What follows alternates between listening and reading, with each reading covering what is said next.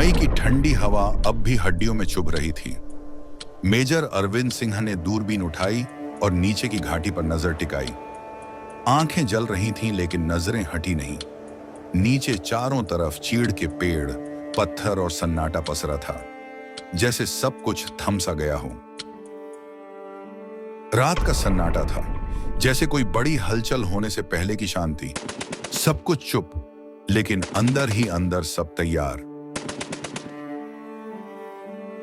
चौकी पर 20 नवंबर की सुबह सूरज की पहली किरण के साथ आखिरकार हमने मोर्चा जीत लिया।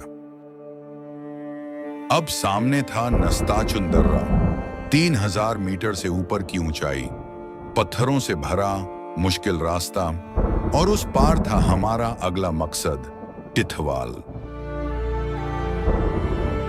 ऑर्डर आया है, वायरलेस वाले की आवाज आई। तोपें तय टाइम पर चलेंगी, रेडियो का भरोसा मत रखना। अरविंद ने बस सिर हिलाया। मतलब अब सब कुछ एकदम तय टाइम पर करना होगा। हर कदम, हर गोली, हर सांस सोच समझ के। अब तारीख थी 21 मई, दोपहर 1 बजे हमला शुरू होना था। पीछे से तोपें गरज उठी, गोले सिर के ऊपर से निकलते हुए दुश्मन की तरफ जा रहे थे। आवाजें कानों में गूंज रही थीं। मेजर अरविंद ने हाथ से इशारा किया और उनके जवान चढ़ाई पर निकल पड़े। हाथ पैर सुन्न होने लगे थे, लेकिन किसी ने रफ्तार नहीं रोकी। दुश्मन तो गोलाबारी में ऐसा हिला कि जैसे सामना करने का होश ही नहीं बचा। दोपहर 2 बजे तिरंगा नस्ताचुन दर्रे की चोटी पर लहरा रहा था। अरविंद वहीं खड़े थे, सांसें तेज, दिल भारी। जीत कोई शोर लेकर नहीं आई थी, बस चुपचाप आई। दुश्मन पीछे हट गया था। रात को उनके जवान एक मद्रास दर्रे पर ही डटे रहे। न गर्म कपड़े, न कंबल, बस ठंडी हवा जो सीधी अंदर तक चीर रही थी।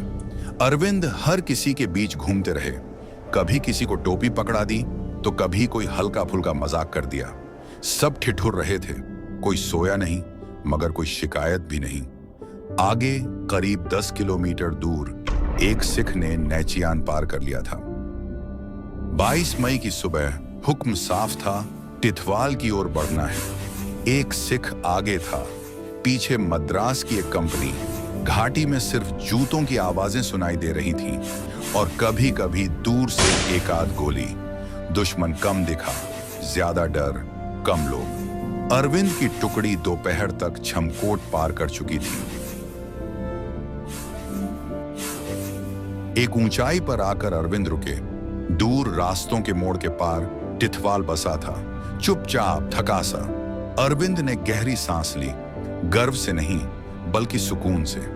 कितना कुछ देखा था, गोली, बर्फ, डर, और अब बस मंजिल सामने थी। उन्होंने अपने सेकंड इन कमांड से कहा, जवानों को बता दो अंधेरा होने तक यहीं रुकेंगे, फिर आगे बढ़ेंगे टिथवाल की ओर।